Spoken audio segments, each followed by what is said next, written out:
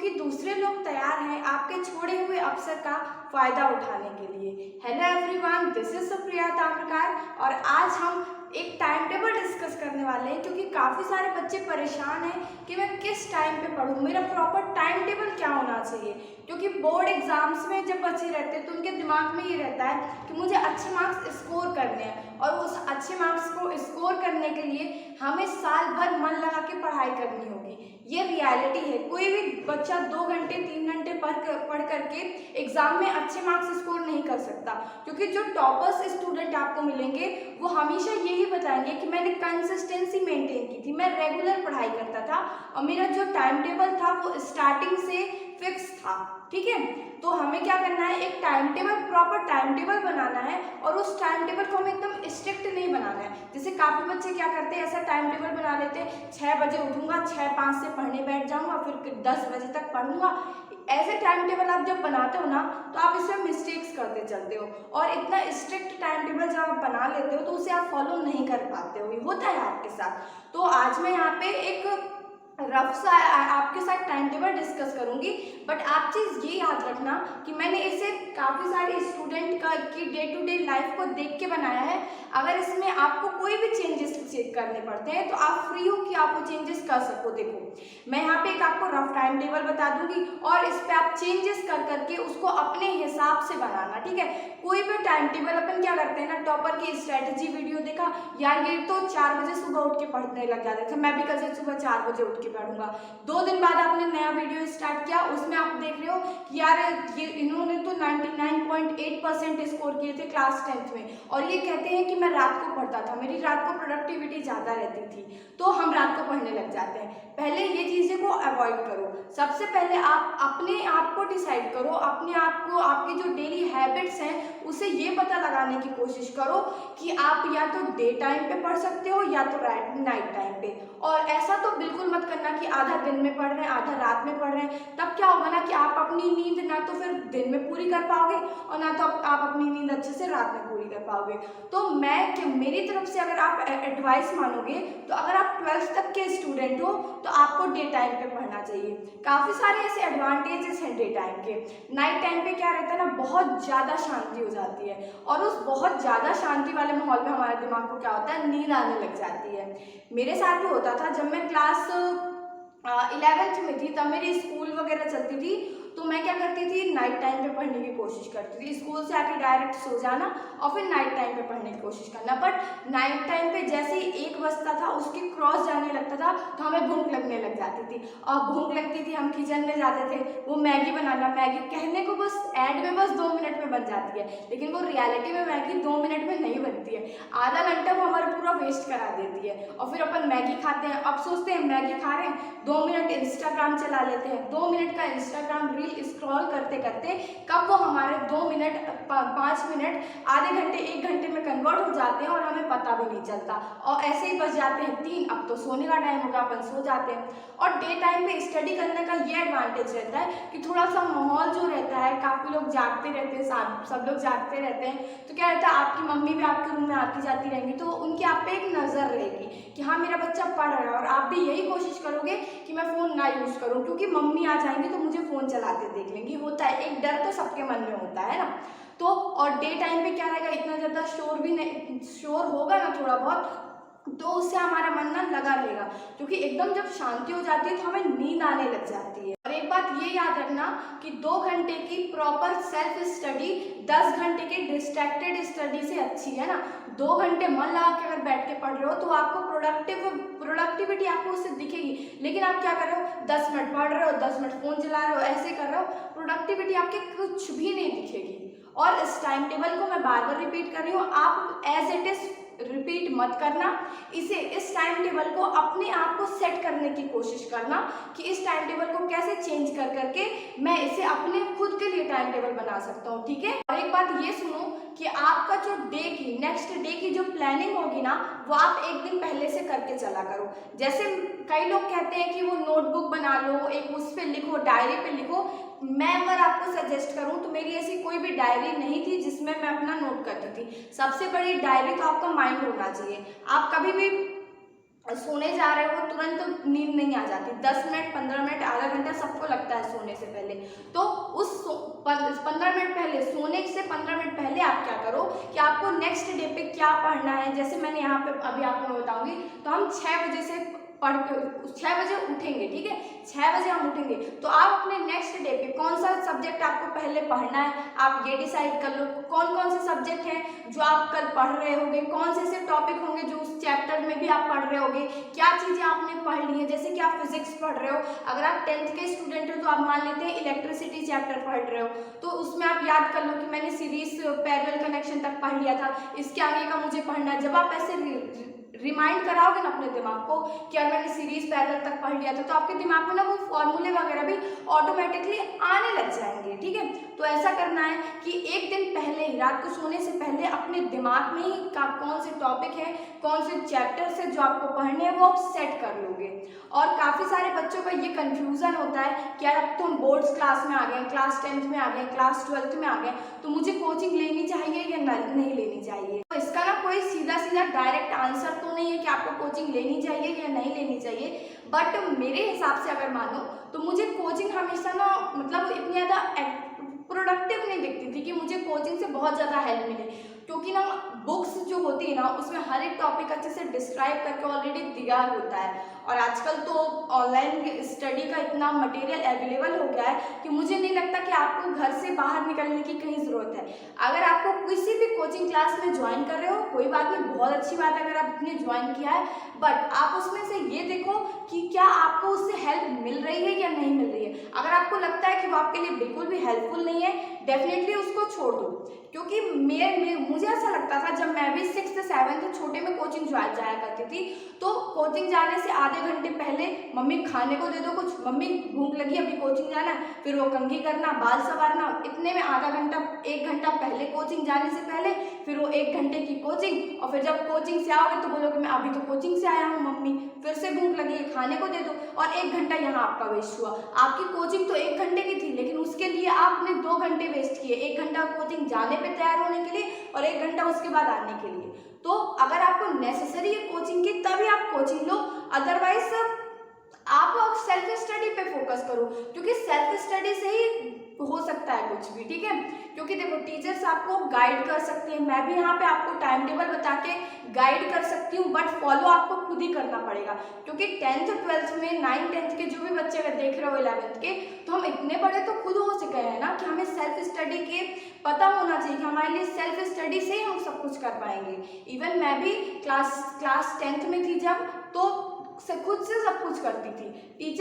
Teacher कोई और topic पढ़ा रहे हैं, सोर्सेस ऑफ एनर्जी पढ़ा रहे हैं, लेकिन मुझे मैग्नेट वाला चैप्टर नहीं आता तो मैं मैग्नेट पढ़ती थी। मैं अपना टाइम टेबल खुद बना के चलती थी कि इतने टाइम तक, इतने महीने में मुझे ये चीज़ें कवर करनी है, मुझे ये चीज़ें कवर करनी है। स्कूल का जो चल रहा है उसके साथ थोड़ा बहुत मैच करते रहे कि अगर सर क्लास में उठा के कोई क्वेश्चन पूछे तो हमसे बन जाए, लेकिन आप अपना खुद का टाइम टेबल बनाओ कि इतने महीने में मुझे ये टॉपिक कवर करना है, इतने महीने में मुझे ये कवर करना है, तो इससे आपको ज़्यादा हेल्प मिलेगी। और जब आप खुद ही पढ़ते चलोगे, सारे टॉपिक्स को पढ़ोगे, अपने टाइम टेबल को फॉलो करोगे, तो ये चीज़ यहाँ पे जरूर याद रखना कि नोट्स प्रॉपरली, अपने handmade notes, handwritten notes बनाते चलना। मैं भी इवन मेरी ज्योग्राफी, हिस्ट्री, सिविक्स, फिजिक्स हर कॉपी कंप्लीट थी, और सब लोग कहते थे कि यार बुक से क्यों छाप के लिख रही है, बुक से क्यों छाप के लिख रही है, बुक इतनी मोटी होती है। क्लास 10th में अपन साइंस के लिए साइड बुक प्रेफर करते हैं, आर डी शर्मा इतनी मोटी हो जाती है, तो आर डी शर्मा के तो आप डायरेक्ट क्वेश्चन उसमें मार्क करते चलो कि ये इंपॉर्टेंट क्वेश्चन है, ये इंपॉर्टेंट क्वेश्चन है, लेकिन स्टार्टिंग से नोट प्रिपेयर करते चलो। और अगर आप अभी ऐसे टाइम पे आ गए हो कि आप दिसंबर में ये वीडियो देख रहे हो सकता है नवंबर में देख रहे हो, तो आप क्या करो कि मैंने क्लास 10th के मैं बायो वगैरह के नोट्स, ज्योग्राफी वगैरह के नोट्स अपलोड कर रखे हैं, तो आप उन्हें वहां से जाके डाउनलोड कर सकते हो। बट मैं सजेस्ट करूंगी कि अगर आपके पास जरा सा भी टाइम बचा है और आप अभी जस्ट स्टार्टिंग में ये वीडियो देख रहे हो, तब तो आपके लिए बहुत अच्छा है, स्टार्टिंग से नोट प्रिपेयर करते चलो, ठीक है। नोट्स को प्रिपेयर करो, क्योंकि जब हैंड रिटन नोट्स, जब आप नोट्स को लिखते हो ना, तो वही सारे पॉइंट आपका एक बार और रिवाइज हो जाता है, रिवीजन हो जाता है। और नोट्स अपन प्रिपेयर करते हैं 30-40 पेजेस में, और बुक में वही चैप्टर ना 100 पेजेस में दिया रहता है। तो जब एग्जाम पास में आने लग जाएगा, तो आप ये 30-40 पेजेस जो खुद से लिखे हो उसको ज़्यादा आसानी से क्या कर पाओगे, पाओगे, रिवाइज कर पाओगे एज कम्पेयर टू 100 पेजेस जो बुक में लिखे हैं, क्योंकि बुक में काफ़ी सारी ऐसी चीज़ें लिखी रहती हैं जो हमारे एग्जाम में पूछी भी नहीं जाती, एक्स्ट्रा चीज़ें बहुत ज़्यादा बता दी जाती हैं। तो हमें ये पता लगाना है कि कौन से ऐसे टॉपिक्स हैं जो हमारे लिए इम्पोर्टेंट है, एग्जाम में कंटिन्यू बार बार पूछे जा रहे हैं। आप सैम्पल पेपर स्टार्टिंग से परचेज कर सकते हो। मैंने मैथ्स के सैम्पल पेपर पूरे 15 सैम्पल पेपर होते हैं, उसको मैंने 3-4 बार सॉल्व किया था क्लास 10th में, और सेम क्लास 12th में भी मैंने किया था।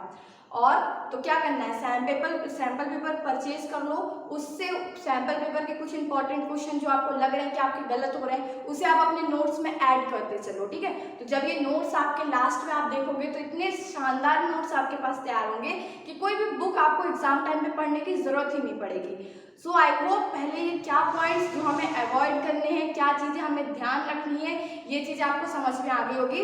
अब मैं आपको ये टाइम टेबल बताती हूँ, बट प्लीज़ इस टाइम टेबल को एज इट इज़ फॉलो करने की कोशिश मत करना, इसे अपने हिसाब से सेट करना, ठीक है।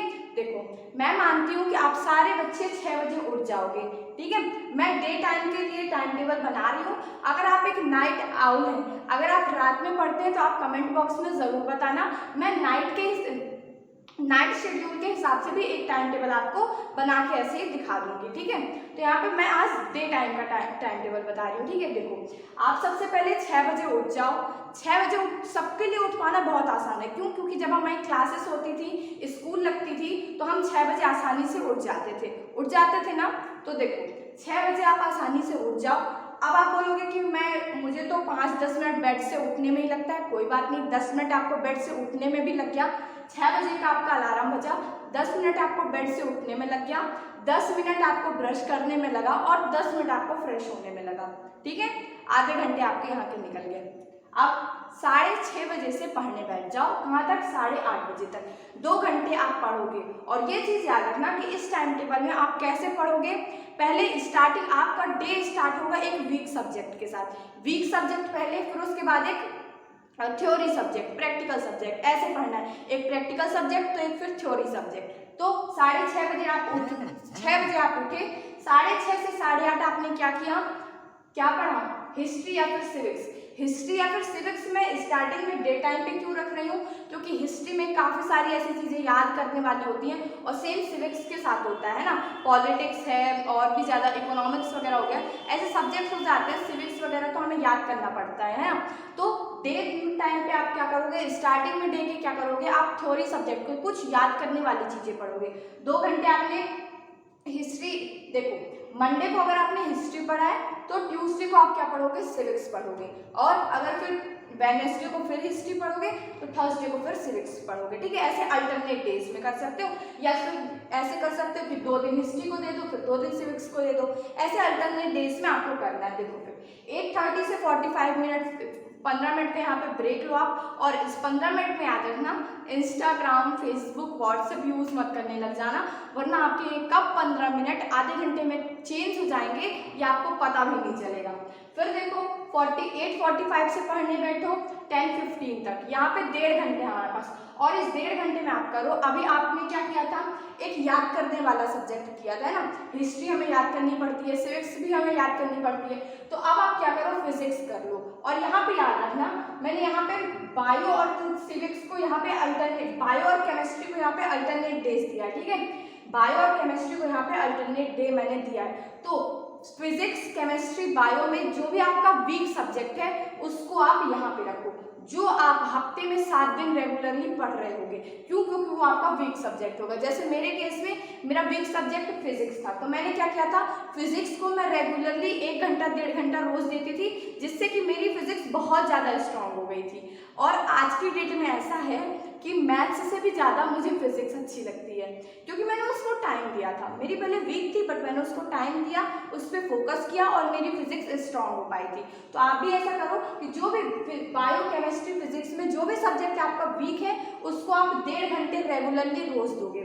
फिर उसके बाद 11 बजे से यहाँ पे 45 मिनट्स का फिर आप ब्रेक लेना, उसमें आपको नहाना धोना नाश्ता करना जो भी है 45 मिनट्स में मैं मानती हूँ कि आराम से हो सकता है। फिर 11 बजे से आप फिर से 1 बजे तक पढ़ने बैठोगे। यहाँ पे आपने एक प्रैक्टिकल सब्जेक्ट किया है ना, कि मतलब थोड़ा सा कॉन्सेप्ट न्यूमेरिकल्स वगैरह आपने सॉल्व किए, तो आप क्या कर सकते हो, फिर बायो पढ़ सकते हो या फिर ज्योग्राफी। आप फिजिक्स में न्यूमेरिकल्स वगैरह सॉल्व करने पड़ते हैं, कॉन्सेप्ट होते हैं, और बायो और ज्योग्राफी में तो डायरेक्ट याद करने वाली चीजें होती हैं, तो फिर आप वो कर सकते हो। फिर 1 बजे से 2 बजे तक आराम से अपना रेस्ट करो, खाना पीना खाओ, और 2 बजे से 4 बजे तक का वो टाइम होता है जब हम खाना खा चुके होते हैं, गले तक का खाना खा चुके होते हैं, और तब हमें आने लगती है नींद। तो नींद में हम ज्योग्राफी ना तो याद कर पाएंगे, ना तो बायो याद कर पाएंगे, ना तो सिविक्स हो पाएगी हमसे। तो यहाँ से 2 से 4 के टाइम में आप क्या करोगे, दोपहर के टाइम में क्या करोगे, मैथ्स सॉल्व करो। ये सबसे ज़्यादा बेस्ट होता है, जब खाना खा चुके रहते हो उसके बाद मैथ्स सॉल्व करो, ठीक है। और ये याद रखना खाना खाते टाइम कि एकदम गले तक खाना मत खाना, वो बहुत ज़्यादा नींद आने लग जाती है उससे। भला है उसे आप 2 बार में खा लो, 1-1 घंटे के बीच में गैप में खा लेना, बट इकट्ठा इतना खाना मत खाना। और थोड़ा सा अगर आपका एग्जाम टाइम पास में आ रहा है तो आप थोड़ा सा जंक फूड को अवॉइड करो, क्योंकि बाहर का खाना खाओगे बीमार पड़ोगे, फूड पॉइजनिंग वगैरह हो जाएगी, बहुत दिक्कतें होती हैं। जरा सी हमें वो सर्दी तक हो जाती है ना, तो हमारा माइंड जो होता है ना वो परेशान होने लग जाता है। इवन मेरे साथ भी होता था, काफ़ी बार मैं एग्जाम टाइम पे बीमार पड़ती थी, काफ़ी बार। जो मैं पहले से पढ़ के रखती थी वही मेरे आखिरी टाइम एग्जाम में काम देता था मुझे, क्योंकि अगर सर्दी हो जाती है ना तो आँख वगैरह खुलनी सब बंद हो जाती है। इसीलिए थोड़ा सा ये चीज़ को ध्यान रखो कि अपना भी, अपनी हेल्थ का, अपनी बॉडी का भी हमें ध्यान रख के पढ़ाई करनी है। ऐसा नहीं है कि बिल्कुल पढ़े चले हैं, ना हेल्थ का ध्यान ना किसी चीज़ का ध्यान। क्या मतलब ऐसे पढ़ाई का, जब पेपर टाइम पे बीमार पड़ जाना है तो ध्यान रख के पढ़ाई करनी है कि थोड़ा सा जंक फूड अवॉइड करो, ज़्यादा खाना खा के मत पढ़ने बैठो। फिर यहाँ पे 4 बजे तक पढ़ लिया, 4 से 5 आराम से 1 घंटे का गैप मैं दे रही हूँ। आप यहाँ पे ध्यान दोगे कि यहाँ पे बस मैंने स्टार्टिंग में मॉर्निंग में बस छोड़ के हर जगह पे लगभग 45 मिनट्स 1 घंटे का गैप दिया है, क्योंकि ना जब हम 15 मिनट के गैप लेते ना तो हमें वो रियलाइज नहीं होता कि हम गैप लेके आ रहे हैं, लगता है अभी तो पढ़ के उठे थे और फिर पढ़ने बैठ गए, ऐसा होता है। लेकिन जब आप 1 घंटे का गैप लोगे ना तो आपको लगेगा हाँ यार मैंने 1 घंटे पूरा इंजॉय किया, अब पढ़ने बैठ जाता हूँ, ठीक है। तो यहाँ से फिर 4 बजे आपने 4 बजे तक मैथ्स की, 4 से 5 आराम से गैप ले लो। फिर 5 से 7 आप क्या करो, केमिस्ट्री पढ़ो या तो इकोनॉमिक्स, ठीक है, केमिस्ट्री या तो इकोनॉमिक्स।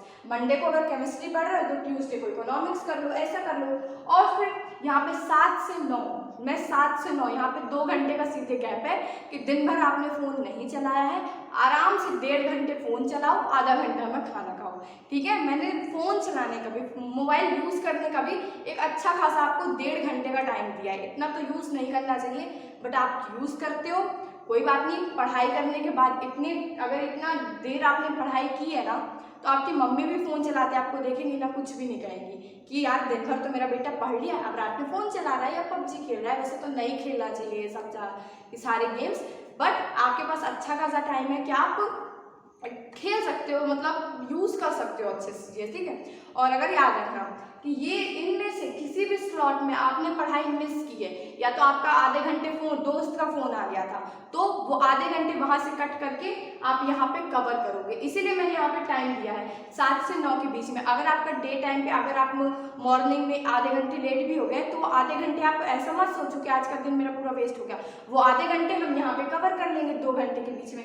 डेली हम 1.5 घंटे फ़ोन चलाते थे, उस दिन 1 घंटा फ़ोन चलाएंगे, हमारी स्टडी का जो टाइम रहेगा वो कवर होता चलेगा। और ये बात याद रखो, एक चीज़ लास्ट में इंपॉर्टेंट पॉइंट, ये मोस्ट इंपॉर्टेंट पॉइंट है कि हर बच्चा क्या करता है, इंग्लिश और हिंदी को लाइटली लेके चलता है। मैंने भी यही मिस्टेक की है। मेरे सारे सब्जेक्ट में A1 A2 लिखा हुआ है 10th के रिपोर्ट कार्ड में, और इंग्लिश में क्या था, B1 था 84 नंबर मेरे इंग्लिश में थे। और सोच सकते हो कि मेरे हर सब्जेक्ट में 86 88 मार्क्स थे, साइंस मैथ्स वगैरह में सब कुछ। लेकिन मैंने इंग्लिश को क्या किया था, लास्ट में छोड़ते चल रहे हैं। इंग्लिश बहुत आसान होता है और हर सब्जेक्ट में A1 A2 है, और इंग्लिश में मेरे रिपोर्ट कार्ड में B1 है, जिसका आज भी मुझे पछतावा है और गिल्ट है। तो ये पछतावा आपको ना रहे, इसीलिए मैंने यहाँ पे टाइम दिया है कि 7 से 9 तो आप आराम से खाना पीना खा लो, पबजी खेल लो, इंस्टाग्राम चला लो, फेसबुक, जो भी चीज़ें आप यूज़ करते हो, यूट्यूब देखते हो, बहुत अच्छी बात है। तो ये सब चीज़ें आप यूज़ करो। और फिर क्या करोगे 9 बजे से 9:30 तक आधे घंटे अल्टरनेट डेज में आप हिंदी और इंग्लिश को भी दे रहे होगे। ये पॉइंट बस कोई मिस नहीं करेगा और इस पॉइंट को कोई चेंज भी नहीं करेगा और ना ही रिप्लेस करोगे, ठीक है। हिंदी इंग्लिश को स्टार्टिंग से एक एक चैप्टर बहुत आसानी से कवर कर सकते हो और हिंदी इंग्लिश में मार्क्स स्कोर करना भी बहुत आसान है। जितना मेहनत आप मैथ्स में करोगे ना, उससे आधी की आधी मेहनत में भी आप हिंदी इंग्लिश में अच्छे मार्क्स स्कोर कर पाओगे।